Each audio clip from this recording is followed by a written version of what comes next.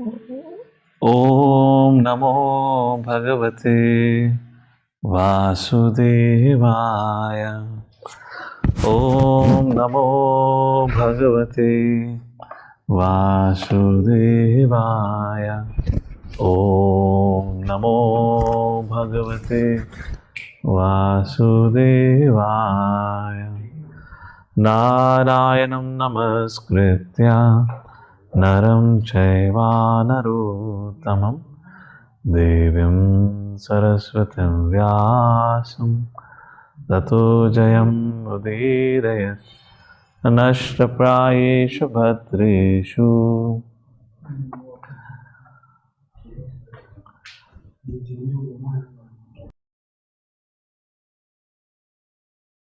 Nityam Bhagavata Sevaya Bhagavati Uttama Shloke Bhakti Bhavati Nashtaki Krishnaya Vasudevaya Devaki Nandanaya Cha Nanda Gopakumaraya Govindaya Namo Namaha.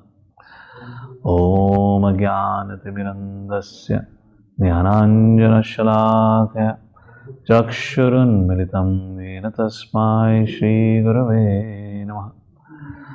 Namo Om Vishnupadaya Krishna Prishtaya Bhutale Srimate Bhakti Vedant Swami Niti Namine. Namaste Saraswate Devi Gauravani Pracharine Nirvishesh Shunyavadi Pashatadi Shatanine. Namo Mahavadanyaya Krishna Prema Padayate Krishnaya Krishna Chaitanya Namane Gaurtuse Namaha. Vanchakalpatarubhyasya Kripa Sindhubhya eva cha Patitanam Pavanebhyo Vaishnavebhyo Namo Namaha.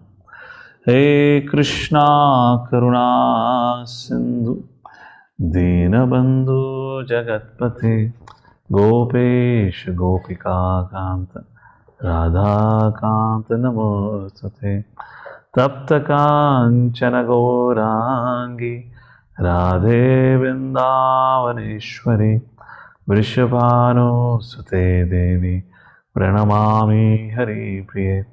Jai Shri Krishna Chaitanya Prabhu Nityananda Shri Advaita Gadadhar Srivasadi Gaur Bhaktavinda. Hare Krishna Krishna Krishna Hare Hare Hare Rama Rama Rama Hare Hare. Hare Krishna. So, is it working now?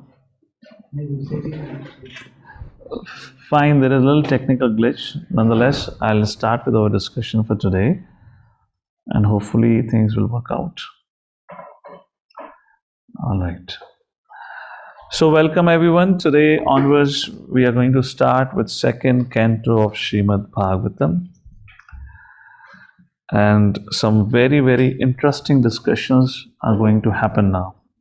I'll give you a brief overview of second canto, and along with that also give you a brief overview of how the discussion is happening and how the discussion continues even beyond the second canto. So just to get a high level understanding of it. So we know that in the first canto at the end, Parishit Maharaj in the last 19th chapter, when there was an interaction between a meeting between Parishit Maharaj and Sukdev Goswami, that time Parishit Maharaj asked Sukdev Goswami, what should be the duty of a dying man? What should be heard, what should be chanted, what should be remembered, and what should not be done? And now second canto, first chapter begins, the first verse begins with the answer given by Sukdev Goswami. So from chapter number 1, the second canto has 10 chapters. So from chapter number 1 to chapter number 10, there are 10 chapters. So Sukadeva Goswami answers this very first question of Parishit Maharaj from first chapter to chapter number 3. Now, how the discussion happens, just to make you a little bit familiar with the contents that we're going to study, is something like how Krishna addressed Arjuna's dilemma. Arjuna was bewildered. Arjuna had also asked him the question, Yashre hasya nishchitam bruhitan me. Please tell me what is the best for me. What is the best dharma? What should be my responsibility, or what should I do? The difference between Arjuna's inquiry and Parishit's inquiry was Arjuna was bewildered. Parishit is not bewildered. Parishit Maharaj is in a fast, stable condition. Unlike Arjuna, Parishit Maharaj is preparing for death and he wants to know what should a person do. So, to answer Arjuna's question, Lord Shri Krishna begins his discussion first of all by kind of obliterating his illusion, because his whole problem had arisen because of bodily consciousness. So therefore Krishna speaks about body and soul concept. And the very first instruction that Krishna gives, they are not the body but soul. That is not about dharma. The question was dharma. After talking about the body but soul, first of all establishing on a spiritual ground, then Krishna begins to speak about dharma. And there, very first thing Krishna speaks from verse number 31 to 38 or 37 verse of second chapter is about karma kanda. Krishna speaks about karma kanda. And then Krishna speaks about buddhi yoga. So if you see the discussion from the second chapter to the sixth chapter, there's a discussion on karma yoga, buddhi yoga, jnana yoga, ashtang yoga, and bhakti yoga. Yes, Srila Prabhupada's purpose, and we learn from Srila Prabhupada's purpose that more or less Krishna in all and every discussion is actually emphasizing on bhakti yoga. But it does not come out so strongly unless we read Prabhupada's purpose. In second chapter also, Krishna establishes Bhakti Yoga to be the highest right after in the 39th verse, when the Karma Kanda section ends like that. And later on also in the second chapter, then in third chapter also, third chapter verse number 9, Yagna arthat karmano nitya lokoyam karma bandhanaha tadartam karma kaunteya mukta sangha samachara. Do everything for me. If you don't work for me, you get bound by the karma. And then the 30th verse, Mai sarvani karmani. The very famous verse, on that verse Srila Prabhupada gave the maximum lecture. So if you see back and forth, there is a Bhakti Yoga comes, but however there is also discussion of Karma Yoga, Jnana Yoga, Ashtang Yoga. Something similar is going to happen here also when Sukadeva Goswami begins to answer Parishit Maharaj. However, Parishit Maharaj did not require any knowledge about your Ashtanga Yoga or about Karma Kanda, things like that. Parishit Maharaj was in a very stable consciousness, was a pure devotee of the Lord. Of course, Arjuna was also a pure devotee of the Lord. So then question arises, why Sukadeva Goswami in the first 3 chapters of second canto, when actually he begins to answer the question, first of all he talks about Ashtanga Yoga, the practice of Ashtanga Yoga for neophyte sadhakas, then the practice of Ashtanga Yoga for advanced sadhakas, those who are free from the desire. Then there's a discussion of Karma Kanda, Jnana Yoga, etc. Why Sukadeva Goswami does something very important to know, because otherwise when you read these chapters you get confused. Why Sukadeva Goswami is wasting our time? Why Sukadeva Goswami doesn't directly talk about Bhakti Yoga? Now, why this thought could come? Because Parishit Maharaj is the pure devotee, Sukadeva Goswami is a pure devotee. Then when pure devotees are discussing, why are they talking about all this thing? So it is not being Sukadeva Goswami actually, while speaking to Parishit Maharaj, is also very sensitive and concerned about other Shrutas. There are many other listeners who have assembled at the place where the conversation between Parishit and Sukadeva Goswami is going on. There are Ashtang yogis, there are Jnana yogis, there are followers of Karma Kanda, etc. Everyone. So to help them raise their consciousness also, Sukadeva Goswami makes a comparative study between Bhakti Yoga versus Karma Kanda, Bhakti Yoga versus Ashtanga Yoga, Bhakti Yoga versus Jnana Yoga. That is the discussion in the first 3 chapters of second canto. Very beautiful discussion, where the discussion comes about how in Ashtanga Yoga. So what we read in the Bhagavad Gita was, straight points. That this is what it is, this is what it is not. This is so difficult, it is so easy, and all that. Here, there will be more details given about Ashtanga Yoga. If any one of you are interested about it, you will be very excited to get more details of how Ashtanga Yoga is performed, how you have a gradual progression to mukti, etc., etc. That will be a partial discussion in today's chapter, and of course next chapter. So in all these chapters, Sukadeva Goswami, because comparative studies, has established Bhakti to be the highest, Bhakti to be the highest. So Parishad Maharaj gets his answer. Answer to the question, what should he do? What should be the dharma? Practice Bhakti Yoga. What should he chant? Chant the holy names of the Lord. What should he hear about? Hear about Krishna. What should he remember? Who should he remember? He should remember Krishna. So then conversation ends. Then why the fourth chapter is there? Why the discussion continues? So Parishad Maharaj thought that Sukadeva Goswami, you are telling me that I should hear about Krishna. Then you should tell me about Krishna. So tell me about Krishna. And when we talk about Krishna, there are two kinds of activities. One which are performed by Leela Shakti, and second which are performed by Maya Shakti. You need to enable the camera. Nothing is coming here. So there are two kinds of activities or Leelas performed by the Lord. One is under Maya Shakti or through Maya Shakti, and second is through Leela Shakti. Hare Krishna. Looks like I'm sitting in Brahman. There's too much effulgence around. Okay, please fix the camera.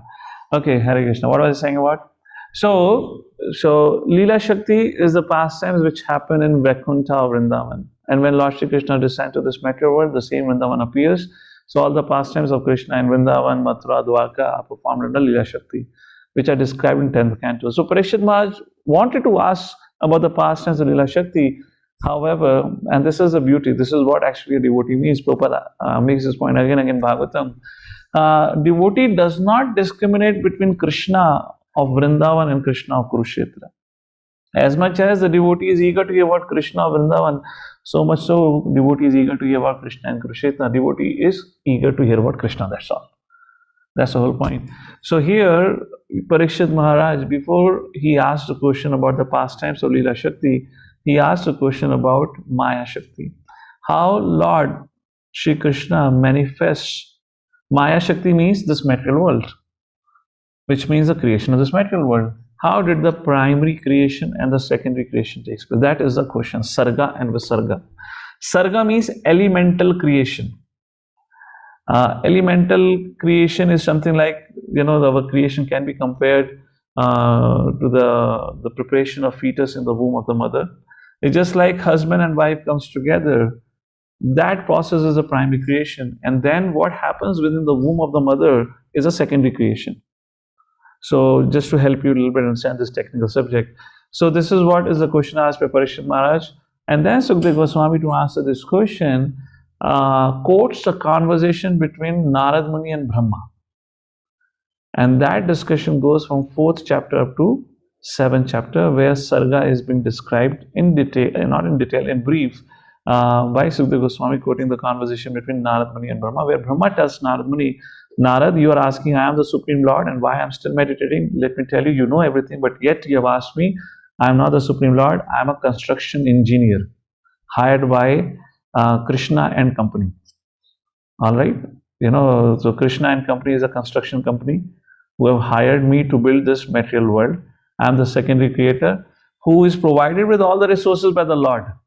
And I just have to utilize those resources to give shape. Just like any apartment or any building or society is created, there's a builder and there is a construction engineer or manager like that. And then this discussion goes from 4th chapter to chapter number 7.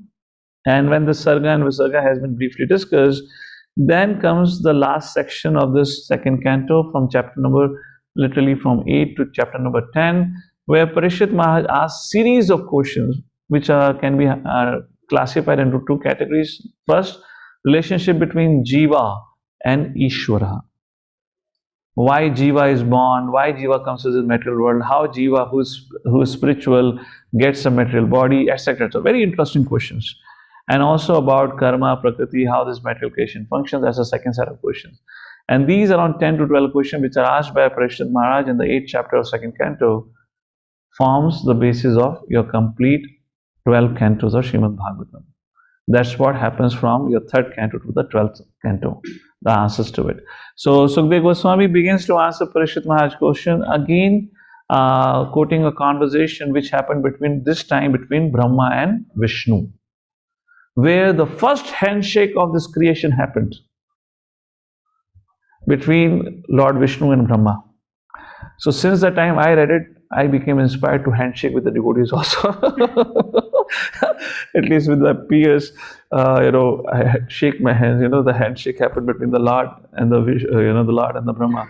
And the second, to answer his other questions, then Sukadeva Goswami quotes a conversation between Vidura and Maitreya. That forms the subject matter of third canto Srimad Bhagavatam, where we will again go into the details of Sarga and Visarga. So the universal form, which is a part of your Sarga to Visarga phase, will happen again in this canto and again happen in third canto. Almost 2 to 3 times we're going to read about in details about the Virat group. And then because there is a discussion on the how Brahma created this universe and everything, so Vidura Maitreya Muni conversation is quoted. So in third canto you'll read about the sons of Brahma, like 4 Kumaras, Rudra, the 10 Manasik Putras, etc., etc. How Brahma created, and Brahma's responsibility was to create progeny, to give bodies to the jivas who have been invested into this creation by the Lord. But how does Brahma does this? So Brahma wanted support. 4 Kumaras didn't agree. Brahma get angry. Rudras were born, and Rudras were not trained up at that point of time, and they created such a progeny. Even Brahma had to run for his life. You'll read all this interesting story in the third canto. And then Brahma had 10 Manasik Putra, the youngest one of Narad Muni. And then finally came the first man and woman, not the Adam and Eves, the forefathers of Adam and Eves, which is Swayambhuva Manu and Satrupa. And Swayambhuva Manu and Satrupa had 3 daughters and 2 sons. Who remembers 3 daughters and 2 sons' name? Anyone here? Okay, let me allow you to unmute. You can unmute yourself and say 3 daughters and 2 sons. Priyavaradan and Uttanapadan. Yes, Priyavaradan and Uttanapad. And who are the 3 daughters? Devagudi, Prasudi, and one more I don't remember. Devagudi, Prasudi, Akuti? No. Akruti, not Kasuti. Akuti. Devagudi, Prasuti, Akuti. Kasuti looks like some TV serial, right? Some program is there these days. So Akruti, all right. So Devhuti, Prasuti, Akruti, like that. So yeah, so then the discussion happens on the descendants, and then the first discussion in third canto happens of the descendants of Swayambhuva Manu is Devhuti. Devhuti gets married to Kardama Muni and then Kapil Muni. That's how third canto is all about. Huge third canto. Fourth canto begins with the describing about the descendants of Uttanapad. Uttanapad, the story of Dhruva Maharaj, son of Uttanapad, Dhruva Maharaj, and the descendant of Dhruva Maharaj goes up to King Vena. King Vena was a very sinful person, and then the son of King Vena, or from the King Vena's body came Prithu Maharaj. Then the discussion of Prithu Maharaj. That's what your fourth canto. Then there is Prachetas and all that, all descendants comes. And then finally at the end of fourth canto, Sukadeva Goswami speaks about that, Uttanapad also had a elder brother by the name of Priyavat Maharaj, who at very early age had taken to the path of renunciation, but at some point in time, in his advanced state of realization, he entered Grihastha ashram. Now all this discussion, when you read, one thing you learn about the quality of a student, which Parikshit Maharaj really emphasized. What an attentive listener Parikshit Maharaj was. All through the conversation, it looks like Sukadeva Goswami is concluding the talk. It's just ending the conversation. And suddenly Parikshit Maharaj will say, oh, wait a second. And the fifth canto begins with like this. Parikshit said, hey, wait a second. I have heard Grihasthas becoming renunciates. But I am hearing for the first time the renunciate becoming a Grihastha. Why would somebody who is so advanced in consciousness would get entangled into family life, accept material responsibilities? And then Sukadeva Goswami begins to answer the beginning of the fifth canto about Priyavrat Maharaj, and then the descendants of Priyavrat Maharaj. The story goes up to 7th or 8th chapter. Something very interesting happens. Fifth canto, all of you know, the creation has been described. Why creation has been described? There is a flow of discussion in the conversation. So while describing and discussing about Priyavrat Maharaj, in the very first chapter, somewhere around 25th or 28th verse, Sukadeva Goswami said, Priyavrat Maharaj was such a powerful king. He was a ruler of whole Bhumandal. At one point in time, he was on the tour of his kingdom. He had such a huge chariot, a powerful chariot. He was doing parikrama of Bhumandal, visiting all the places of Bhumandal. By his chariot wheels, this Bhumandal, you can say trenches, we call it, were created. 7 big trenches were created. This land was divided into 7 parts. And these 7 big trenches were filled by, liquor, the buttermilk, the makhan, the milk and whatnot, and the salt water, etc., honey, etc. So this Parishit Maharaj was told in the very first chapter. And after 7-8 chapters, when the whole descendants of Priyavat Maharaj have been discussed, Sukdev Goswami have concluded speaking, and then again Parishit Maharaj says, hey, wait a second. You were talking about that Priyavat had actually created trenches like this? I'm curious to know about this Bhumandal. What is the structure of Bhumandal? You said the descendants of Priyavat Maharaj became the kings of these different sections which were created in Bhumandal. Well, anyways, you're going to talk about Bhumandal, horizontal universe. Why don't you tell me about vertical universe also? So there you have a whole discussion of the 14 Bhuvanas. So that discussion happens, and finally in the 27th chapter, again Sukdev Goswami is concluding. At that point of time, Parishit Maharaj asked a question, hey Sukdev Goswami, I can understand there are 8.4 million species because of the different desires. For those different desires, for the fulfillment, there are 8.4 million species. But I have a question. Why there is so much variegatedness in this whole material world? Everything could have been same. Why there has to be Bhumandal? Why there has to be Swarga? Why there has to be Tapalok, Janalok, Mahalok, Satyalok? Why all this variegatedness? And that's the question asked in the last chapter, 28th chapter of the 5th canto, where in the 28th chapter, Sukdev Goswami said, hey, Parishit Maharaj, every living entity, because of his desires, performs certain actions, because of which, as a result, he is awarded a particular body. But whatever that living entity does is dictated by Prakriti Kriyamanani Guna Karamani Sarvasha. Of course, Sukdev Goswami doesn't say so, Bhagavad Gita says so. Everything is governed by the modes of material nature, and according to the mode you are influenced, according to that there are different destinations created. So if a person performs pious activities, he goes up, and if a person performs impious activity, he is sent to the Naraka Loka. And Parishit Maharaj said, hey, wait a second. In your 14 planetary system discussion, you never mentioned about Narakaloka. Are these hellish planets within this universe, outside this universe, or are they existing on this planet Earth? And that's how the 28th chapter happened, the last chapter of 5th canto, where Sukdev Goswami then explained about the position of these 28 hellish planets, who are sent to these hellish planets, etc., etc. When this happened, why the 6th canto has to happen now? The descendants of Uttanapa, descendants of Priyavat Maharaj, everything has been discussed. Parishit Maharaj asked a question then. My dear Sukdev Goswami, I am very perturbed. I am very disturbed knowing the fact that all the sinful living entities would have to suffer so much. Is there no recourse for their protection? Is there no way they can be saved from going to the hellish planets? And that is what your core subject matter of the 6th canto Srimad Bhagavatam, which describes Poshanam, and where Sukdev Goswami then quotes the story of Ajamil, where how it is proven that how Krishna protects. Neha Vikramo Nashvati Pratyavayana Vidyate, that's the subject matter, that how Krishna protects. And then the second story is about Chitraketu Maharaj. Chitraketu Maharaj is cursed later on by Mother Parvati, the long story, Chitraketu Maharaj, and then he becomes Vratrasur. And there's a beautiful pastime of Dadachi Muni, Indradev, and that goes on chapter after chapter after chapter. And then how even Chitraketu became a demon, Vritrasur, yet Krishna protected Vritrasur. Vritrasur went back to Godhead, and then finally 6th canto ends with the story of Maruch. Like that, the first 6 cantos are there, and of course 7th canto we'll discuss later on. Otherwise today's discussion will become like overview of 12 cantos. But just to get you a little bit excited about it, how systematically is the conversation going on, and it goes on building up. Thank God we had Parishit Maharaj who was asking question. If we had a today's audience to Sukdev Goswami, we would not have first chapter also. Sukdev Goswami would have concluded, no question would have been asked. And no discussion would have continued like that. Alright, so that's a quick overview. Let's move forward. I'll be quick with the subject matter for today. I'm not going to go too much in discussion here.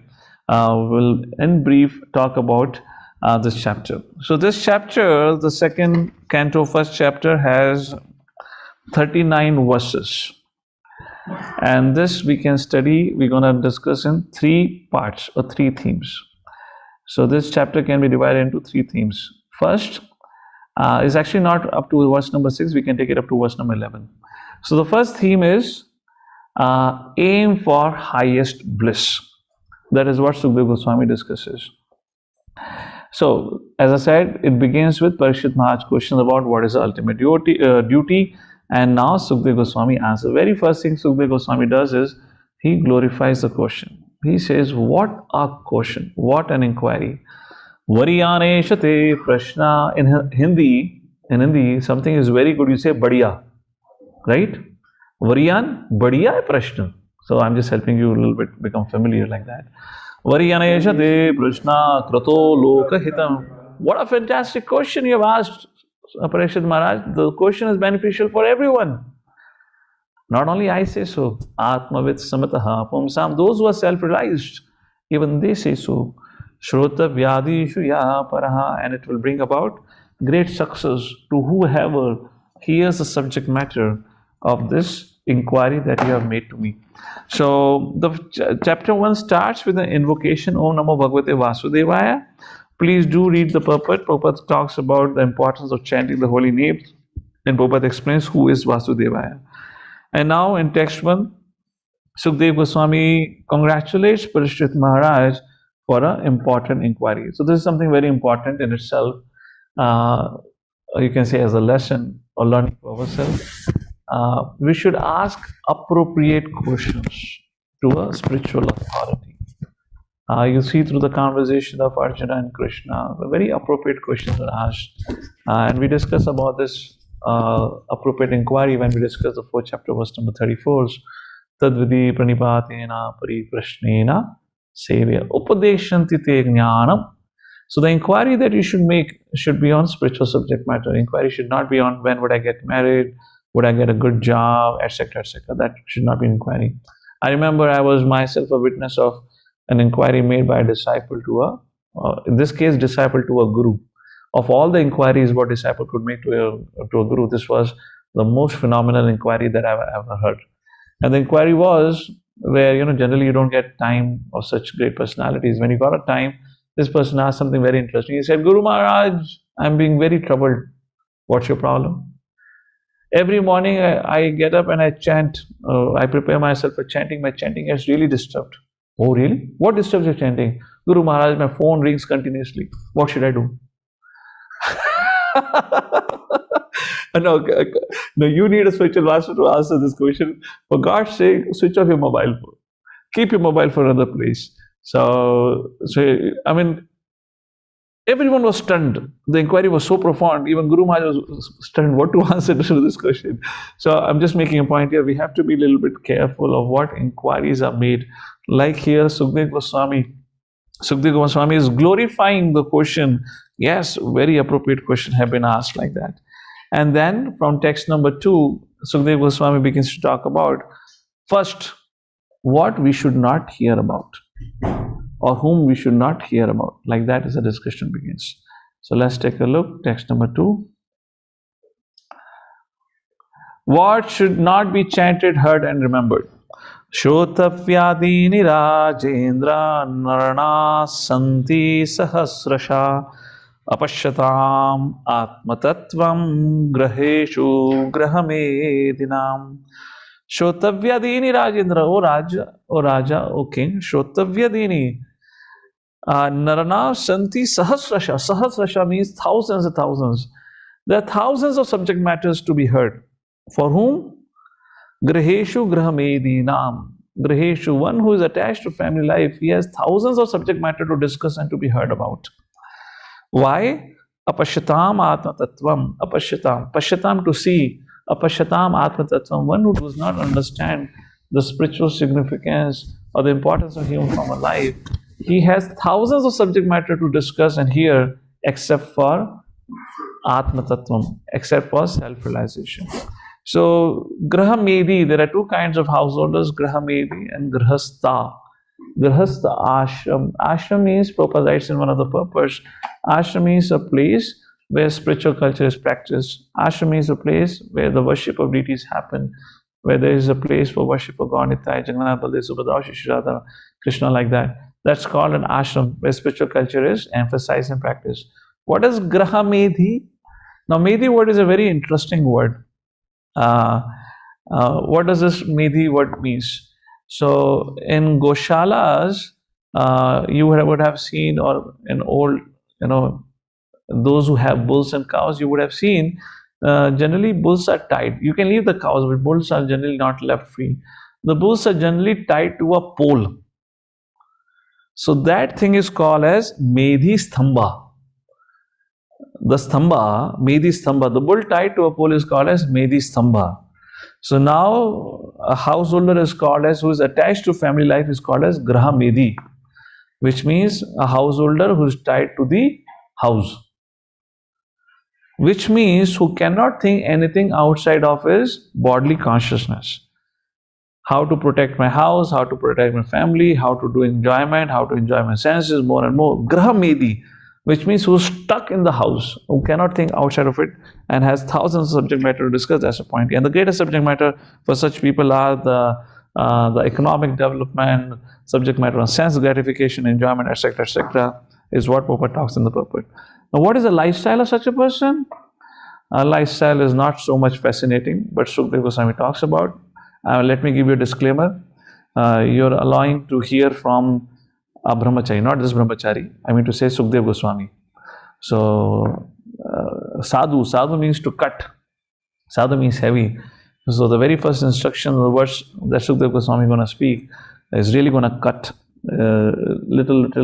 little harsh for the attached person. So what is the life of a Graha Medhi?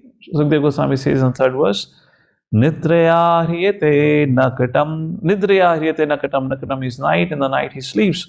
Vaya vayena chavavaya. Or as he performs or spends his night in the act of copulation, which means union between man and woman. How does he perform? How does he spend his day? Diva charthaya rajan. Diva means day. Cha artha rajan. He spends his day working hard to make artha. Why? So that he can fulfill his kama. Or else, how does he spend his day? Kutumba bharanenava. Kutumba bharanenava. Bhar. Just like, have you seen a coolie? How many of you have ever hired a coolie? You would see a coolie, have a, couple of bags on his head and other sets of bags on his shoulder. This is what Graha Medhi. Kutumba bharanenava. Carrying a heavy weight of a family. Trying to protect his family members, fulfill the desires of his family members. Like this is a boring life of a Graha Medhi. Then what happens? Very interesting thing about Graha Medhi. Although such a person is not a fool, he knows everything, he has experienced everything. What it is? Text number 4. Dehapatya kalatradishu atma seneshu asaswapi tesham pramato nidhanam Pashyan apina pashyati. He sees, yet he does not see. What he sees, he does not see. Deha means body. Apatya means children. Kalatra. Kalatra means wife. Adishu means in relation to them. Atma senishu. Sena. Senishu means sena. Asat api. Asat means temporary. So such a person considers his body, which also means possessions, his kids, his family members, his wife, as his protectors. He thinks if I am surrounded by them, they will protect me in every situation. But Sukadeva Goswami says, Atma seneshu asat su api. Asasu means they are temporary, they are fallible, they are not infallible. Tesham, therefore, pramatto nidhanam. Pramatto means so much attached, madly attached to this fallible soldiers. Nidhanam, finally, he comes to death. Pashyanapina pashyati. Although he has experienced it, he has seen it.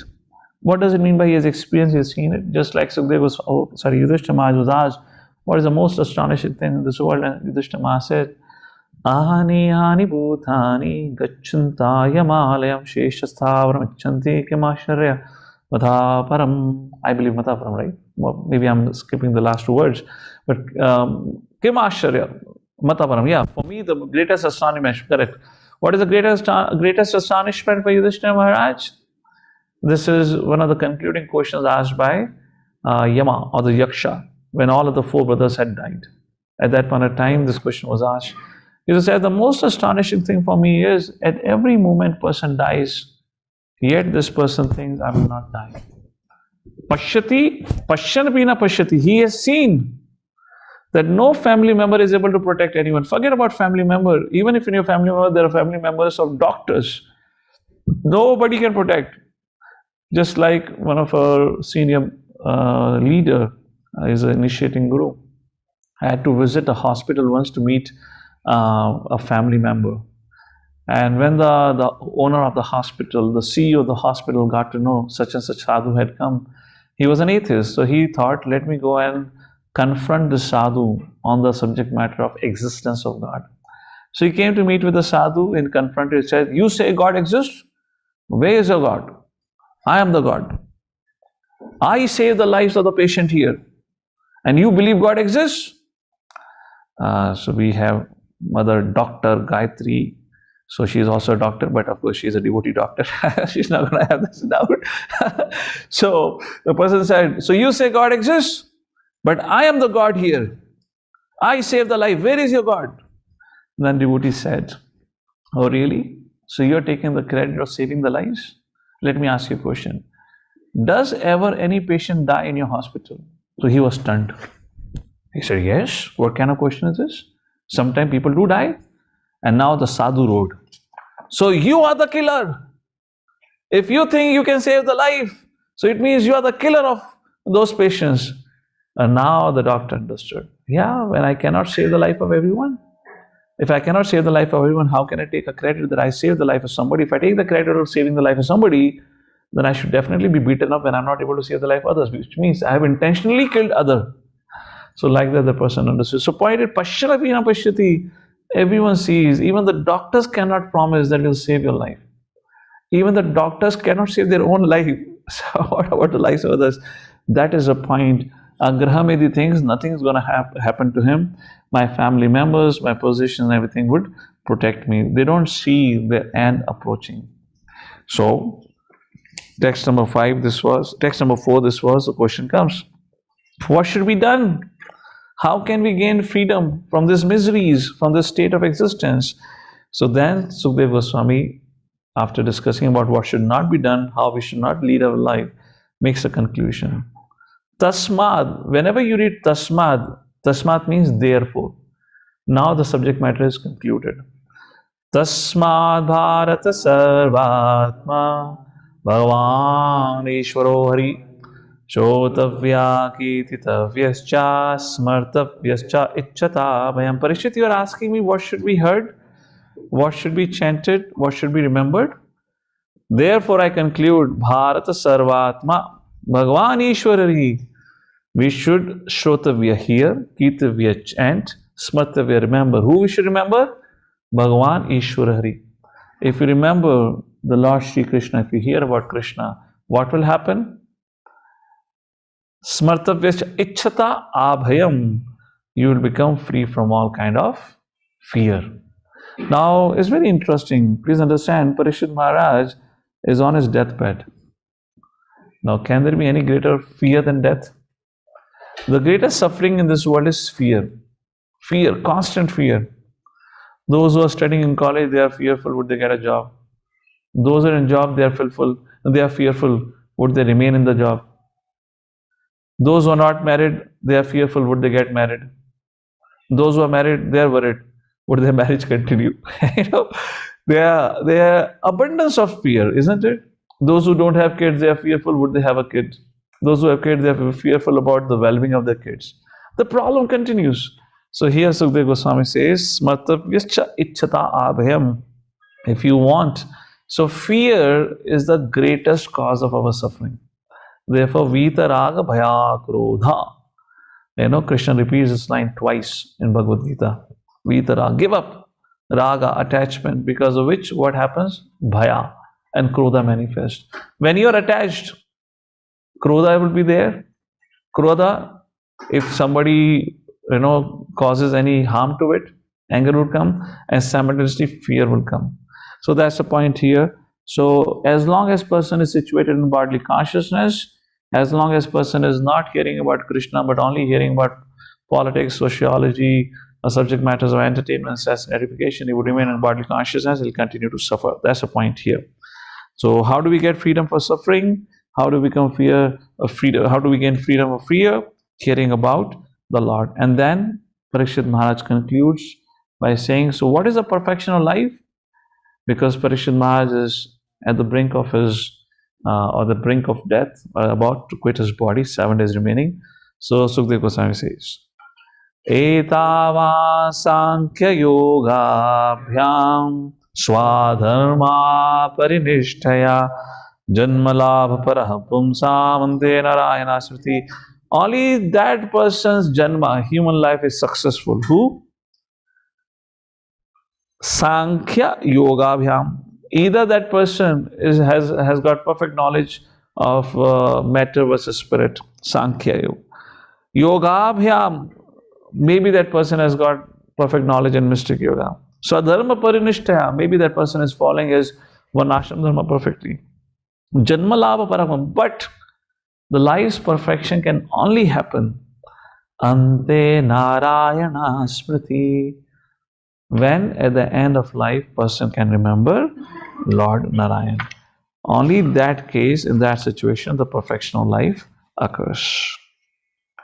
And now Sukdev Goswami says something interesting. What Sukdev Goswami says? What is a proof that everyone and anyone on any path can only achieve perfection by taking to Bhakti Yoga? Because he's saying, yogis, jnanis, everyone can attain perfection by remembering Lord. So to give a proof, 7th, 8th, 9th verse talks about how even transcendentalist Prayena muniyo rajan nivarta vidhi sedha nirgunyastha sma. Nirgunyastha, stha means situated, those who are situated in Brahman. Nirgunya, guna. Nirgunya means beyond gunas. Those who are situated in a place which is beyond gunas, or those who are beyond the clutches of guna, the modes of material nature. Ramantesma, even they enjoy what? Gunanu katane hare. Even they enjoy hearing the katha of Lord Shri Krishna. So Parikshit Maharaj thought, any evidence? Yes. Sukdev Goswami says, I have an evidence. I am the evidence sitting in front of you. Text number 8. Idam Bhagavatam Nama Puranam Brahma Samhitam Aditvan Dvaparahadau Pitu Dvaipayanadaham. So, what is the discussion here now? The discussion is, Sukdev Goswami says, I am the evidence, I am the proof. When I took birth, all of you probably know the story, so I'm not going to go into details of it. Sukdev Goswami was a self-realized soul. He didn't want to take birth, didn't want to come out of the womb because he was fearful that he'll get bewildered by the illusory energy of the Lord. Finally, when Vyasadeva invited the Lord, and Lord assured Sukdev Goswami in the womb of his mother that if you come out, I promise you will not be covered over by my Maya Shakti. Then at the age of 16 years, so Sukdev Goswami have grown up. In other words, Sukdev Goswami had not come out of the womb of his mother for 16 years.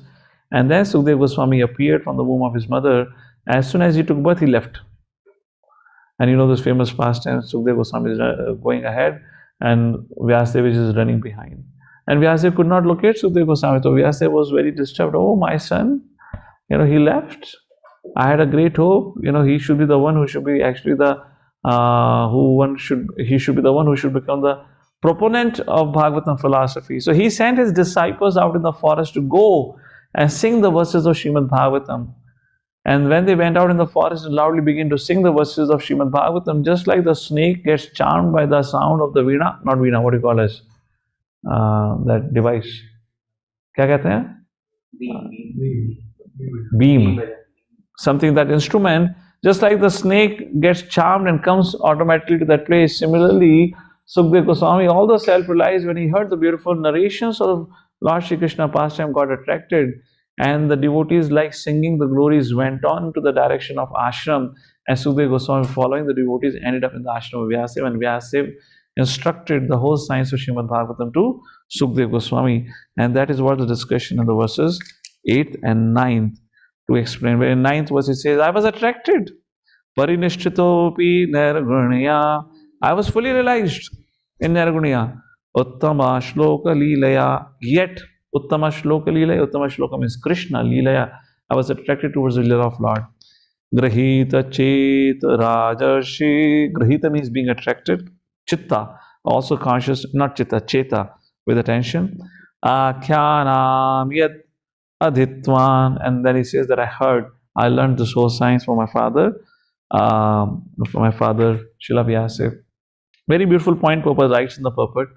A very interesting point and important point. Sukdev Goswami, who was firmly situated in transcendence, was not at all attracted to opposite sex. He even did not have an idea or understanding of body distinctions. Such was the level of consciousness of Sukdev Goswami. Question can be raised, if Krishna was a womanizer, then how can Sukdev Goswami be attracted to Krishna? First thing. Second thing, if Krishna, as Mayavadi says, forget about atheists, if Mayavadi says Krishna is also like us, Krishna also got bewildered and came to this world.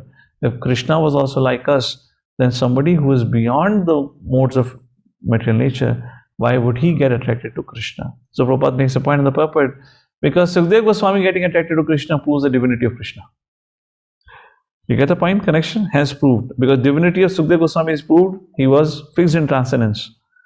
So somebody who is fixed in transcendence cannot get attracted to something of matter, which is of lower nature. Which means Krishna must be entirely spiritual. And then we have another example of Sri Chaitanya Mahaprabhu. This is not mentioned in the purport, but just if to extend an idea, Sri Chaitanya Mahaprabhu, the best of the sannyasis, why would he declare the devotion of gopis and the mood of gopis towards Krishna to be the highest? Why would Chaitanya Mahaprabhu appreciate hearing about Rasa Leela, etc. pastimes if it was mundane sexual affairs? And then in verse number 10, our Sukdev Goswami says, after discussing this, Hey Parikshit, I am very much pleased with your question. And Falashruti is given, those who hear Srimad Bhagavatam develops unflinching faith towards the Supreme Personality of God. Very important purport. Please mark it as an important purport where the qualification of a speaker and listener both are mentioned. And also the glories of Srimad Bhagavatam is given. And text number 11, our Sukdev Goswami says, what is the conclusion of Srimad Bhagavatam? The conclusion of Srimad Bhagavatam is chanting the holy names of the Lord. If you read the last shloka of 12th canto. And here similarly 11th verse he says, Etan nirvidyamanana ichchatam vayam yogina narpa nirnitam hare namanuketanam.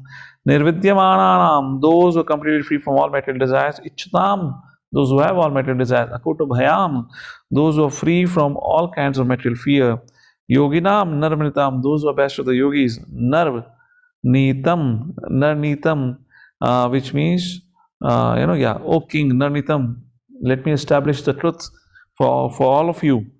Hare Namanuketanam, there is nothing better than the chanting the holy names of the Lord. Constant chanting of the holy name of the Lord after the ways of the great authority is doubtless a fearless way of success for all, including those who are free from all material desires, etc. So this is a very important purport where Prabhupada talks about the importance of chanting the holy names of the Lord, the glories of chanting the holy names of the Lord, and also briefly discusses on the 10 offenses to be avoided while chanting. And then text number 12. So far our theme was aim for the highest bliss. And what is that? Krishna Prema. Something similar discussion comes in first canto, 5th chapter, where our Nath Muni said to Vyasadeva, we should aim for something which we cannot find even while traveling all the 14 planetary system. And what is that? Which is beyond this material world. That is accessing Supreme Personality Godhead. That was the first theme. The second theme is quality of life matters. The shlok number is wrong. It is from 12th verse onwards. 12, 13, 14, 15. So 12th verse says, Kim pramattasya bahuvi prokoshe hayane varam muhuratam viditam gatate shreyase yataha. So Sukadeva says, what's the use of having a long life if it is not lived with quality? Quantity doesn't matter. Sri Chaitanya Mahaprabhu only lived for 48 years, whereas Shankaracharya only lived for 32 years. However, look what a meaningful contribution they've made in their life and the lives of others. What a contribution they made for the society. That's the point here. Second point, understanding, as Vishwanath Chakravarti Thakur mentions of the text 12, that age does not matter. Bhakti can be practiced at any age. So if it's a question of, let's say I'm already 30 or 40 or 50 years, can I still have meaningful life? Yes, age does not matter. You can still take to or live a meaningful life. but you should practice spiritual culture for that, and glories of chanting are mentioned. And text number 13, is there any example of somebody who at the last minute of his life perfected his life? All his life he lived, but finally he made his life meaningful. And now in text number 13 comes example of Khatvanga Maharaj, which Srila Prabhupada quotes in the 2nd chapter of Bhagavad Gita, 72 verse. Khatvanga Maharaj was such a great king of this land, of this world, that the Devatas would seek his help to fight with the demons. And one point of time, Khatvanga Maharaj, representing Devatas, fought for a long time, and finally defeating the demons and asuras. Devatas were greatly pleased, and they wanted to offer him material boons and blessings. Khatvanga Maharaj was a great devotee of the Lord. He was very conscious. Immediately he said, my dear Devatas, I don't need any material boons. However, I would like to know how much time is remaining for my living. And at that point, Devata says, only one moment. One moment of Devlok, so immediately came back to planet Earth, and that time he absorbed himself entirely in Krishna consciousness. He absorbed his mind at the lotus feet of Krishna, and that's how Khatvanga Maharaj went back to Godhead, just by remembering Krishna at the end of his life, like this. So Sukdev Goswami says, Vaishnav Maharaj, for text number 14, you have only 7 days to live. Therefore, make the best choice. So make the best choice. So choice means options. So now Sukdev Goswami begins to give options here. So text number 15 onwards. So this was, living a quality life. So Bhakti Mishra Jnana. Many sages in the assembly held this opinion of Bhakti Mishra Jnana. So Sukdev Goswami describes Ashtang Yoga process. And that brings us to the last and the final theme of this chapter, freedom from material miseries. So how do you gain freedom from material miseries? By taking to the yoga process. So first, Sukdev Goswami describes about Ashtanga Yoga. We have discussed this subject matter, or those of you studying Bhagavad Gita, have studied Bhagavad Gita. This subject matter is already discussed in the 6th chapter of Bhagavad Gita, where Lord Shri Krishna talks about the process of Ashtanga Yoga, the difficulties and complexities of Ashtanga Yoga. Similarly, those things are being described here. But nonetheless, theme is same. When you take to the yoga process, the purpose of yoga process is to link, is to connect with the Supreme Lord. And the practice of yoga that we're doing, it should purify our consciousness. The practice of yoga is not meant to keep healthy body, but is meant to keep healthy mind and jolly soul, like that. So can we have devotees here read out translations? We're just going to read out translations from verse number 15 onwards, where Sukdev Goswami talks about the process of Ashtanga Yoga. I'm not going to go into the details of it. So I'll request everyone can read out 2 shloka translation. So all of can get a part and chance into it. Mother Varsha, go ahead. Where are you? Unmute. Then we can have Vasanti Mataji and then Ravi Prabhu. Yes, Varsha. Text number 15. Text 15. At the last stage of one's life, one should be bold enough not to be afraid of death, but one must cut off all attachment to the material body and everything pertaining to it and all the desires thereof. So the first step is, which Sukdev Goswami is addressing to Parikshit Maharaj, is not to be fearful of death. And how you cannot be fearful of death? We should cut all our attachments. A very, very beautiful purport where Prabhupada talks about the importance of spiritual training, and that training should happen as early as possible. So what is the key subject matter of training? What is the key mission statement of training? The training is meant to change your aspirations. You remember the first canto, 19th chapter, we had a theme, ideal aspirations. What were the aspirations of Parikshit Maharaj? Who remembers what was the aspiration of Parikshit Maharaj? He had expressed something to the assembled sages, that this is what I aspire. Anyone remembers? Parikshit Maharaj said, go ahead. Birth again, and I should not forget God. Is that? If I have to take birth again. If I have birth again, then I will not let me not ever forget the Lord. Second thing, what was the second aspiration? Let me have attachment to all my devotees. Yes. Let me have attachment to devotees. And the third aspiration? All living entities. I should not be inimical.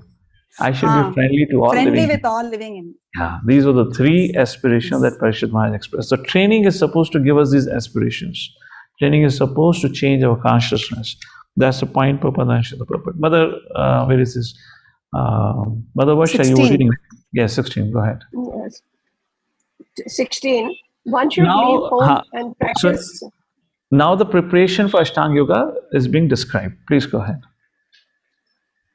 One should leave home and practice self-control. In a sacred place, he should bathe regularly and sit down in a lonely place, duly sanctified. Hare Krishna. So the first step of Ashtanga Yoga is to leave home, not for job, for good. There is no coming back, okay? Not that you leave in the morning, come back in the evening, Hari bol mera Ashtanga Yoga ho gaya. There is no family life. Now, leave home does not mean leave for a vacation. You pack your bag and book a hotel and take your family along. Have a good gala time. That is not Ashtanga Yoga. Ashtanga Yoga means leave everything behind. You're dead for the society. In Badrinath, there is this famous Barfani Baba. And you'll find many of them like that at Kailash Mansarovar also, who live in this thing. So there's Barfani Baba, and there is one more Baba who's living at, what is that? Ahead of Bhimpul, Vasudhara. We had gone last time. So this Barfani Baba just lives right behind Badrinath temple in the mountains there. All through the year, he lives there, all alone by himself, and his body has got tuned up to even survive in the cold, extreme cold of winter there. So I didn't got to see him when I had taken our congregation there, because there were a lot of people. So if I would have gone out on an adventure trip, there would have been a lot of halla gulla behind. Where did I disappear? What is his name, Prabhuji? Name? Barfani Baba. He is known as Barfani Baba. Barfani, barf means ice. So there were a group of brahmacharis had gone. So they had gone and met him. So you can't meet him. He doesn't talk to anyone. He stays by himself. You can take darshan from distance. You can see from distance. And you can take darshan as long as he doesn't take your darshan. He doesn't want to see anyone, anything, and he stays. Bam bam bole, Om Namah Shivaya, Om Namah Shivaya, Om Namah Shivaya, like that he continues to do it. So I remember when we were there, we were told by a local that at Vasudhara also there is a sadhu living like this. There are many places like this sadhus live. These are all Ashtanga yogis. They go there and do breathing exercise. How do they maintain the body temperature? Through pranayam, through the breathing exercise. They produce heat in the body. They don't have any jackets or anything. I am sitting wearing a jacket in Pune right now. They don't wear a jacket or anything. I have met a person like this myself. That was during my college days back in one place. So that person, peak winter season of Delhi. He was a yogi. Peak winter season of Delhi, he would just wear a gamcha. When you're covered from top to bottom with a muffler, topi, this and that, that person would not even have an upper cloth. He was a walking heater. So this is all because of the pranayam and breathing exercise. That is one of the very important aspects of Ashtanga Yoga. So there are many people who does it. It sounds fantastic to have a darshan, but I don't think anyone of us can do it even for a day to practice austerities like that. So that's what is briefly discussed here, and that's how this becomes a little bit not relevant for the today's society. It's a prescribed process, but it's not relevant for Kali Yuga because masses cannot take to it. All right, Mother Vasanti, go ahead, read 17th and 18th now. 17th. After sitting in the above manner, make the mind remember the three transcendental letters A, U, M. That is Om. And by regulating the breathing process, control the mind so as not to forget the transcendental seed. First of all, it is not Om. It is Aoma. This is the wrong pronunciation. Now, let me tell you one secret about this word Om or Aum. Now, this is said to be the original sound. This is how the creation happened. The first sound in this creation was Om. And you know what is the sound, beauty of this sound? What do you say, Google? Deaf, right? The one who cannot speak. And dumb is who cannot hear. Deaf, sorry, who cannot hear. Dumb. Dumb who cannot speak, right? Yeah, dumb. So the one who cannot speak, who does not have the ability to speak, even he can take this sound. Can you imagine? And let me give an experiment. Maybe all of you want to do it, you can do it. I'm just going to do it and see how it does. So what is the beauty of this sound? You open your mouth, and you exhale. The sound comes from inside. For any sound we make, generally our tongue touches the palate. But this sound, you'll notice, I'll make a sound, and if you want, you can try it out. Your tongue will not touch the palate. Therefore, even one who's dumb can speak, can make this sound.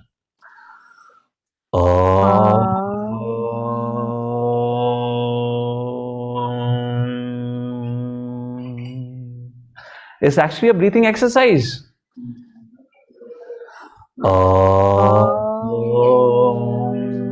Okay, all right. Chant Hare Krishna, be happy. All right. for us, Hare Krishna is okay. This is also physically exhausting in the beginning. It's good to just give you a demo once or twice, but to do it, it requires a little effort like that. So that's about the sound of Omkara. Mother, read the 18th verse. Gradually, as the mind becomes progressively spiritualized, withdraw it from sense activities, and by intelligence, the senses will be controlled. The mind, too absorbed in material activities, can be engaged in the service of the personality of Godhead and become fixed in the full transcendental consciousness. A very beautiful verse, actually. So this whole process of Ashtanga Yoga is a gradual process of purification of mind. And the gradual process means thousands of years, huh? Not like our Bhakti Yoga can happen within this lifetime. And then when mind becomes purified of the desires, then intelligence becomes fixed. And then we can have Dharana, Dhyana, Samadhi. However, the translation, so actually, I don't think the Bhakti Yoga is described in this verse. Let me just see. Anyways, whatever it is, but Prabhupada writes in the translation. Many times Prabhupada will give a conclusion in the translation only. If you notice now, Prabhupada even does not wait up to the purport to give a conclusion. So Prabhupada is kind of drawing a conclusion here. Prabhupada is saying, for Bhakti Yoga, the beauty of Bhakti Yoga is there is no prerequisite. For Ashtanga Yoga, the prerequisite is you have to renounce everything. Even if your mind is agitated, yet you can take to Bhakti Yoga, that is a point. And by engaging in service, we were discussing this last evening last evening was another program. We were having another program here. So we were discussing there that how in today's day and time, Hare Krishna devotees are able to make advancement in spiritual life. Now, if you see, we are the biggest sense gratifiers in this creation right now. Yes or no? How many of you eaten butter halwa, pineapple halwa, gulkand kheer before coming to ISKCON? Raise your hands. How many of you ate every week sweet? Raise your hand before coming to ISKCON. Now you are in ISKCON. It's not Sunday feast. For those of us who are in ashram, it's like always everyday feast. Some Rajbhog plate comes, some Mahaprasadam comes and everything. So we're eating so much delicious prasadam. Every day we are dancing. Every day we are singing. Could be anyone a greater sense gratifier than us? Yet despite being the greatest sense gratifier, yet we are able to make a progress in Krishna consciousness. The answer is one word, seva. The only person who can make progress. It is very easy to get distracted even within our ISKCON culture. Get distracted with great eating habits. Get distracted with the great kirtans. Get distracted with great speakers. Now these days we have speakers speaking on all kinds of different subject matters. Even within ISKCON we have motivational speakers. Now actual motivational speaker, this is how I start Bhagavad Gita. The origin of all motivational speaker was Krishna. Because what happened? Arjuna said, I would not do. Krishna said, you do. And Arjuna did it. That is what motivational speaker does now. You don't want to do work, and motivational speaker comes and inspires you to. Tasmad yuddhasva bharata. Get up and fight. And Arjuna said, yes, I'll fight. So who can be greater motivational speaker than Krishna? But problem with today's motivational speaker, they do not speak anything what Krishna speaks. They only speak about the mundane subject matter. The point I'm saying is there are so many things. Of course, that is maybe required for preaching. That's not the point. But the point is, even within our culture, we can get totally distracted. So what is the saving grace? And the saving grace is seva. All of us, those who have been at least practicing devotees, regardless of your age, we should have something that we identify that I do. This is the service I render. It could be kitchen service, it could be cleaning service, it could be DD service, it could be conducting some program, it could be hosting a program, if not anything, providing resources or facilities for propagation of Krishna consciousness, something that I should say that I'm doing for Prabhupada's mission. And that's what keeps us on track. That's the point here. Mother, please go ahead, read the 19th and 20th also. Thereafter, you should meditate upon the limbs of Vishnu one after another, without being deviated from the conception of the complete body. Thus, the mind becomes free from all sense objects. There should be no other thing to be taught upon, because the Supreme Personality of Godhead Vishnu is the ultimate truth. The mind becomes completely reconciled in him only. Text number 20. One's mind is always agitated by the passionate mode of material nature and bewildered by the ignorant mode of nature. But one can rectify such conceptions by the relation of Vishnu and thus become pacified by cleansing the dirty things created by them. 21st. 21st verse. O king, by this system of remembrance and by being fixed in the habit of seeking the all-good personal conception of the Lord, one can very soon attain devotional service to the Lord under his direct shelter.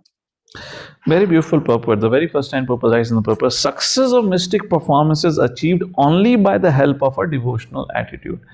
So Ashtang Yogi, for him to succeed, he has to depend on his endeavors. Yet, what is the destination Ashtang Yogi can attain? What is the destination Ashtang Yogi gets? Anyone? Samadhi. No, what Samadhi? No, that is within this body. Reaching SPOG. Reaching where? Vaikuntha. No, Ashtang Yogi doesn't go to Vaikuntha. I don't know. Sorry. No. Yes, Mother Gokila. Where does Ashtang Yogi go? Prabhuji, if we see the example of Dhruv Maharaj, he attained the Paramatma, he could see No, correct. In that case, this is different there. He was guided by a pure devotee, Narada Muni. And of course, in that age, Ashtanga Yoga practice was there. So Prabhupada says, success of mystic performance is achieved only with the help of a devotional attitude. So Dhruva Maharaj had got the blessing of Narada Muni that way. But in general, what is the goal of Ashtanga Yogi? See, Dhruva Maharaj didn't have a goal, Krishna. Yes. So by the guidance of Narada Muni, he got it. Yeah. So what is the goal of Ashtanga Yogi? The goal of Ashtanga Yogi is also a desire, material desire, and the desire is to get free from the material suffering. And how do you get free from material suffering? Brahma Bhuta Prasanatmana Sochiti Kankshati. Get situated in Brahman. Brahma Jyoti. Brahma Jyoti. Okay. Now, is that a success or is that a failure? That's a failure. That's a failure. He has to reach. Failure. One has to come back again to the earth and then. Fine. One has to come back and all that. But let me tell you why it is a failure. He did all this hard work. We'll read in the second chapter how this transcendentalist has to, by his own hard endeavor, step by step, go from planet Earth to the higher planet, and finally reach to the Brahma Lok, and then live at Brahma Lok till the time the creation exists. At the end of the creation, when the creation is getting dissolved, then by his own power, he has to penetrate and break through the earth, water, fire, air, ether, mind, intelligence, force, ego, the layers covering this universe, and then finally he's able to do it. Then he reaches Brahmalok. Brahmalok. Then he reaches Brahman. Now, Krishna, 11-year-old boy, lovingly slapped Kamsa and sent him to Brahman. So point is, if the demons, just by being killed by Krishna, go to Brahman, how much these Ashtanga yogis or Jnana yogis, for that reason, are different. That is not a success. That is a failure. So therefore, Prabhupada says, success of mystic performances is achieved only by the help of devotional attitude, just like 4 Kumaras. They were completely fixed in Brahman realization. When they got to smell the fragrance of Tulsi, in other words, got the mercy of Tulsi Maharani, they became devotee by devotional attitude. Therefore, in Bhagavad Gita, when Krishna says, Brahma Bhuta Prasanatmana Sochitana Kankshati, Brahma Bhuta, what कहते हैं, Sama Sarveshu Bhuteshu Mad Bhakti Lavate Param. So when person becomes fixed up there, what he does? Then actually devotional life begins. And then actual progress happens. That is the point here Prabhupada is mentioning. So text number 22, I'll now conclude the whole chapter. Will not read further here, but I'll give you the summary. Text number 22. So Parikshit Maharaj had a question. He says, but how can you remove these dirty things from the mind? Yatha sandharyate brahman dharana yatra sammatah. Ashtang yoga means yama, niyama, asana, pranayam, pratyahara. 5 stages. And then dharana. The last 3 stages, dharana, dhyana, samadhi. Dharana means to hold. And we know how difficult it is to chant Hare Krishna, to be able to focus. Now, how did this Ashtang yogi can hold on to the subject matter? First, if his mind is not purified, and second, if his mind is purified. So, point is being raised is, what is the subject he has to hold? Who Ashtang yogi is supposed to meditate when his mind is full of desires, which means a neophyte Ashtang yogi, and when his mind is purified. Because by dharana, purification happens. And we are without yama, niyama, asana, pranayam, pratyahara doing dharana. Chanting Hare Krishna is what? Dharana only, na? We are chanting, that is the dharana step. And then when our mind becomes purified, then dhyana, where now the chanting of the holy names of the Lord gives us access to the transcendental pastimes of the Lord. And then devotee enters samadhi. And yama, niyama, asana, pranayama, pratyahara is already happening by our regulative principles, by our Krishna conscious culture, is already happening, is inbuilt into it.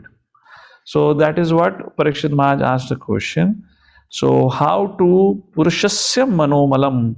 The king Parikshit inquired, "O Brahmana, please describe in full detail how and where the mind has to be applied and how the conception can be fixed so that the dirty things in a person's mind can be removed."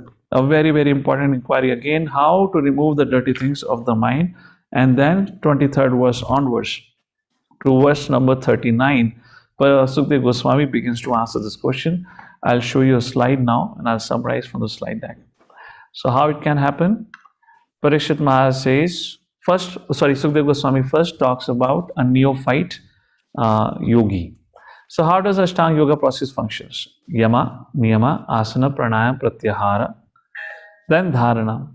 Now if a person is still having desire, let's say he is freed from all material desire, then he can go to, he can meditate on Paramatma. Just like Narada the boy. He also meditated on Paramatma. He didn't have any material desire, so he could meditate, and from that dharana, you get access to dhyana and samadhi.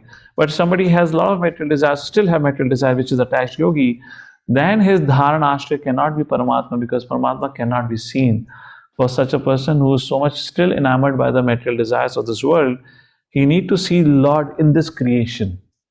Therefore, the Viratu conception comes into existence. So that when he sees the skies, he sees the Viratu. When he sees the sun and moon, he sees the eyes. So he sees the 2 eyes of the Lord. When he sees the water, he sees the veins of the Lord. When he sees the mountains, he sees the bones. When he sees the trees, he sees the hairs on the body of the Lord. Like that, Ashtang yogi can meditate like that. And so dharana ashray vyakti goes to dhyana samadhi, like that, Brahman realization. And for dharana ashray vyakti, for attached yogi, he has to gradually go through Vaishnavara loka, then Shishumara loka, then Mahal lok, Brahma lok, and gradually, this is called as Krama Mukti, a gradual liberation. So generally, everyone falls into this category. Somebody who is freed from all material desires must have practiced this Ashtanga yoga process or some yoga process for hundreds of lifetimes to be able to come to a stage where you don't have any material desires. Even Dhruva Maharaj had material desires, but he was blessed by the association of Narad Muni. So the rest of this chapter discusses about dharana ashray for an attached yogi as Virat Roop. So the discussion of Virat Roop comes in form of this planetary system, where the Patal Lok represents the bottom of the feet, Rasatal represents his heel and toes. Like that, this whole 14 planetary systems are indicative of the different bodily parts of the Virat Roop. Like this whole chapter continues, and to come to the conclusion, this is what the discussion. So I'm not reading it out. These are the details given, which you can read at your leisure. And like this chapter finally has 38, 39 verses. Ends. Maybe we can read the last 2 verses to conclude with. In 38th and 39th verse, it is said by Sukdev Goswami, "Thus I have described the Virat Roop, which is a bona fide dharana ashray for the neophyte or attached yogi, desiring liberation. Meditating on any other form will only cause us degradation." Yes. Now the second chapter begins, where Parikshit Maharaj had a question in his mind. Is there any success story? Following this, Virat Roop conception, meditating on Virat Roop, was there any Ashtang yogi who succeeded, became successful? And now the example of Brahma would be given. Yes, Brahmaji did like that. And Brahmaji became successful like that. So that would be the discussion. And then there will be a discussion on the Karma Kanda. And then there will be a discussion in the second chapter about what about the advanced yogi whose object is Paramatma. Then there is a description of Paramatma, the beautiful form of Paramatma. And how does an advanced yogi leaves this world? Then there will be a discussion on that from verse number 15 to 21. How, Susata Chakra Yoga, which is Kundalini Yoga, he pierces his Shishumara Chakra and then he enters into the higher planetary system. And finally, so both advanced yogi and the neophyte yogi, how do they advance is discussed. And finally, second chapter concludes with how bhakti is the highest. So like that discussion continues. We'll see that discussion next time when we meet. To conclude with today's chapter, the highlight of today's chapter was first, Shukdev Goswami glorifying the right inquiry. So our learning was make appropriate inquiries to our spiritual authorities. What should not be done was the first answer to Parikshit Maharaj. We should not live like a Grahamedi. Grahamedi means tied to the house. House means tied to the family affairs. Rather, we should think about our spiritual significance and work towards that. Then who is a Grahamedi? What is their life? What is the destination? Etc. were described. So what should be done? What should be heard and chanted? Tasmad Bharata Sarvatma. What is that? Tasmad Bharata Sarvat. Bhagavan Ishvaro Hari Shrotavya Kititavyascha Smartavyascha Ichchata Abhayam. So if you want to attain fearlessness, it's only possible by hearing, remembering, and chanting the glories of Lord Shri Krishna. So how do we do so? To be able to do so, there are different yoga practices. Ashtang Yoga is first, what Shukdev Goswami describes to Parikshit Maharaj. How through Ashtang Yoga you can purify your heart and mind and consciousness, and then Krishna can become your object of meditation. So I was making a point that how it is already part of Bhakti Yoga. Our chanting of holy names of the Lord for us at our stage is dharana, and then when our absorption increases becomes dhyana, and then later on it fructifies into samadhi, which means you're 24/7 absorbed in Krishna. You're always thinking about Krishna. Now, how do we do it? How do we practically do it? We can still do the same thing. We can have the same experience today by 24/7 engaged in serving Krishna. Right? That is also samadhi. Always thinking about how can I serve Krishna? How can I assist Srila Prabhupada? How can I assist or serve the local temple? How can I become an instrument of the grace of Krishna's mercy, of Guru's mercy? Like that, through seva, we can also get into samadhi. Always thinking about Krishna. And that is the easiest means and the fastest means for us to make progress. Otherwise, in Kali Yuga, even to follow 4 regulative principles is almost close to impossible. It's very difficult. I mean, you look at the situation of the society, it's just impossible for people to be able to do it.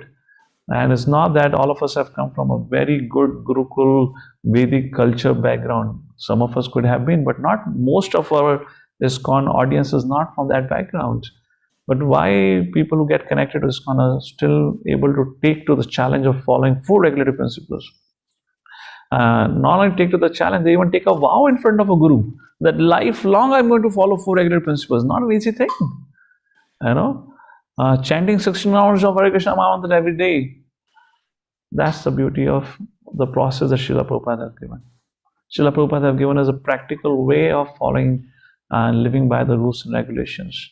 Like that, we are able to sustain and progress in Krishna consciousness. With that, I'll conclude here for today. Thank you all for your kind attention.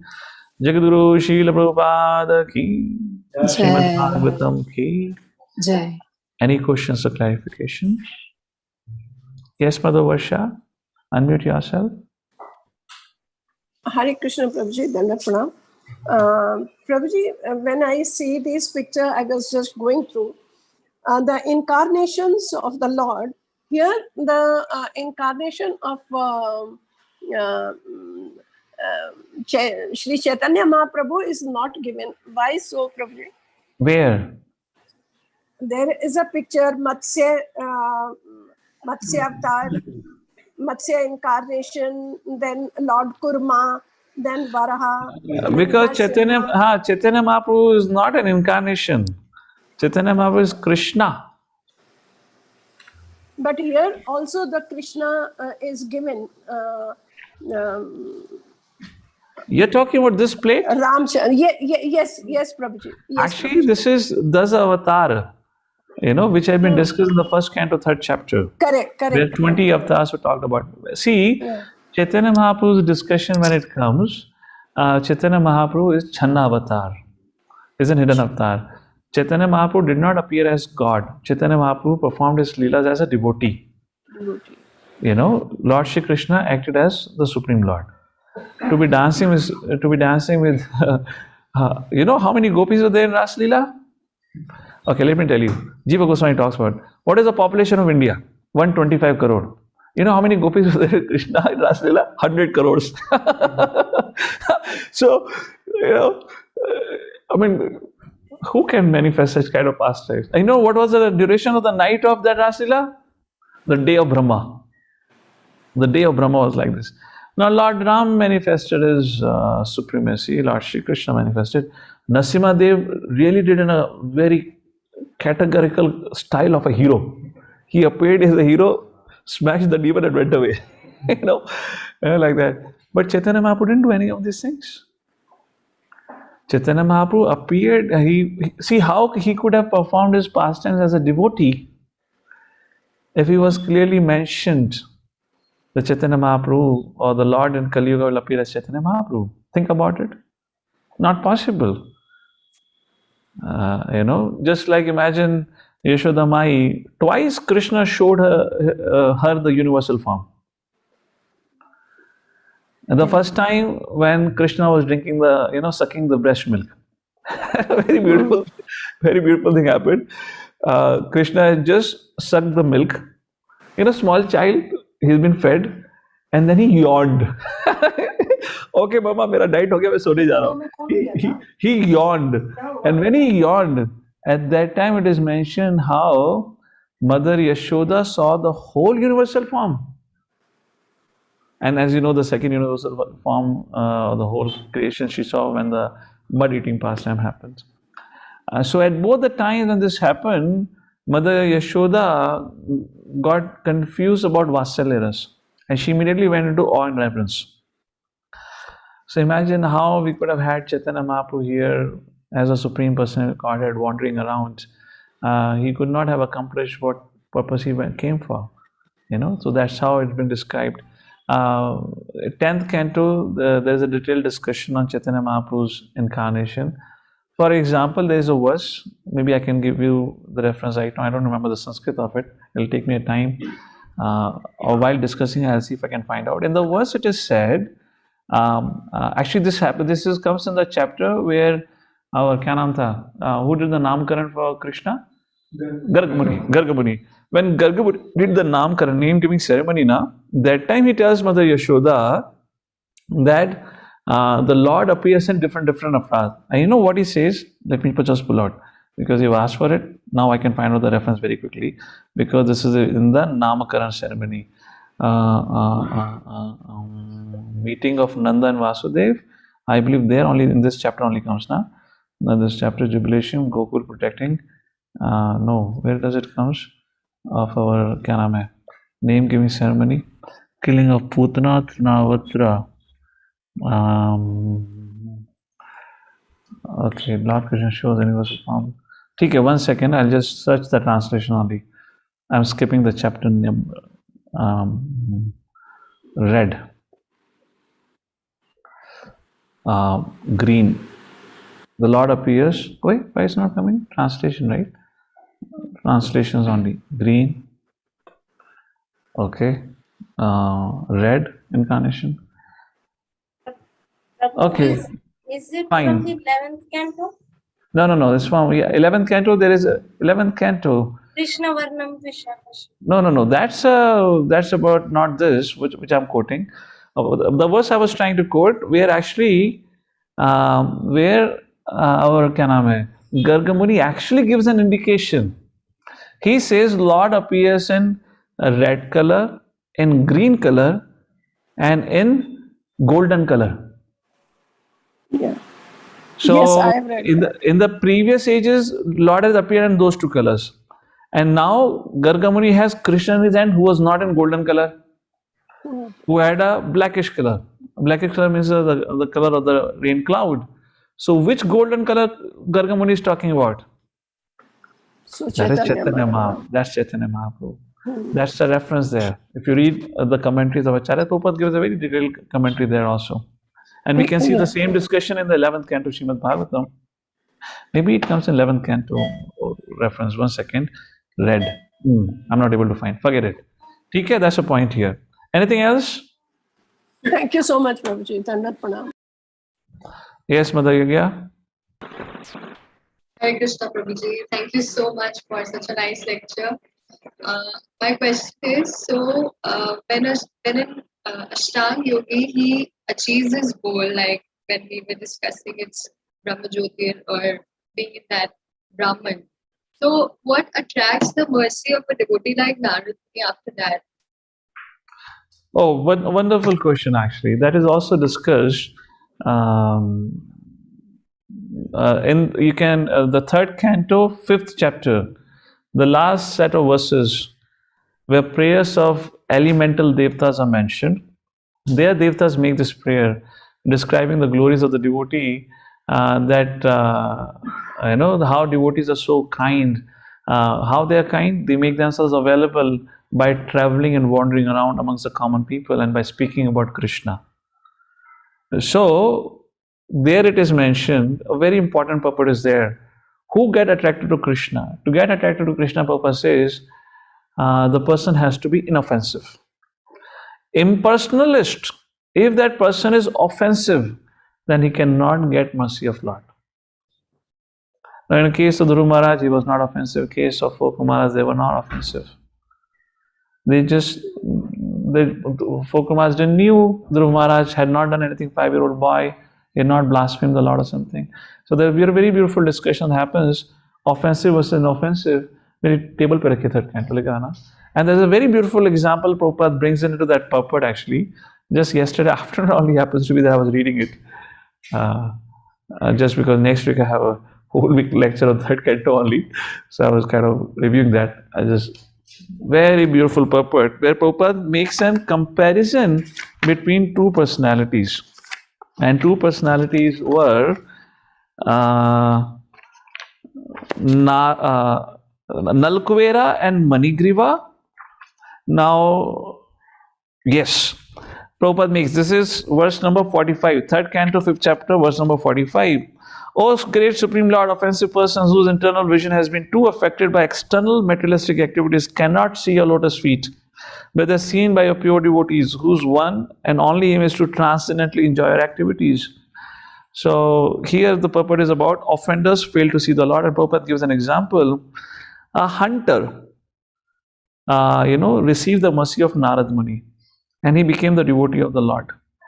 Whereas Prabhupada says, however, the offenders like Nalkuvera and Manigriva, although they were devatas, they received the punishment in the form of becoming the trees. They did not receive immediate mercy of Narad Muni, whereas the hunter received the immediate mercy and he became qualified. He couldn't chant Ram, so Narad Muni said, okay, chant Mara. And very soon he became qualified for Mara, Mara, Mara, Mara, Ram, Ram, Ram, Ram. But for this Nalkuvera and Manigriva, they have to live through yugas altogether. First, they had to get purified of their offensive mentality. And to whom did they committed offense? They did not commit aparadh to the Lord, they committed aparadh to a pure devotee like Narad Muni, because they offended Narad Muni. So the point is, if we have an offensive mentality, then we cannot receive the mercy. But those who are not offensive, therefore, Kanishta, Madhyama, Uttama, Adhikari, the discussion which comes in 11th canto Srimad Bhagavatam, the difference between, so Madhyama Adhikari, who is a Madhyama Adhikari? Madhyama Adhikari is one who discriminates. The 4th canto Narad Muni also speaks on a similar line while discussing to Dhruva Maharaj. The shloka comes, beautiful shloka, where it says, the Madhyama Adhikari, of course, that's a different point, but 11th canto talks about it. For Madhyama Adhikari, he befriends his equals, his peers. He is friendly towards them. To his senior, he is subordinate. he serves them.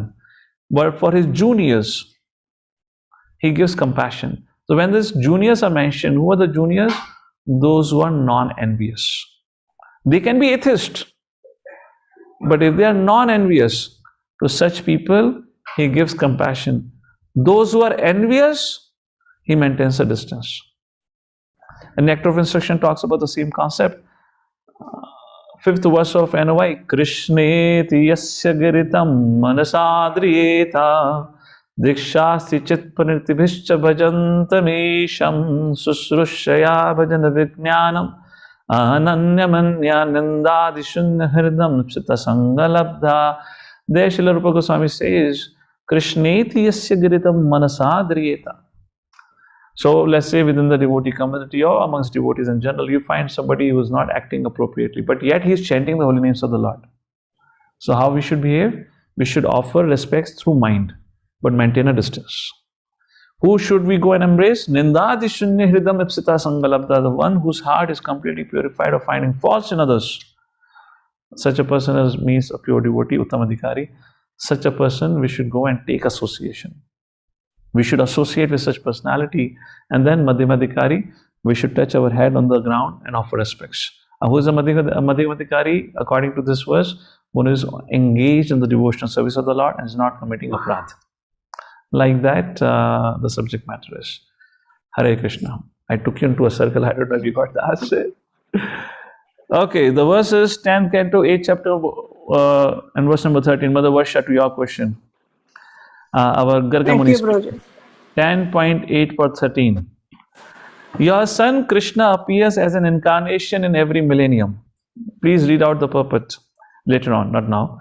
In the past, he assumed 3 different colors: white, red, yellow. Yellow means golden color.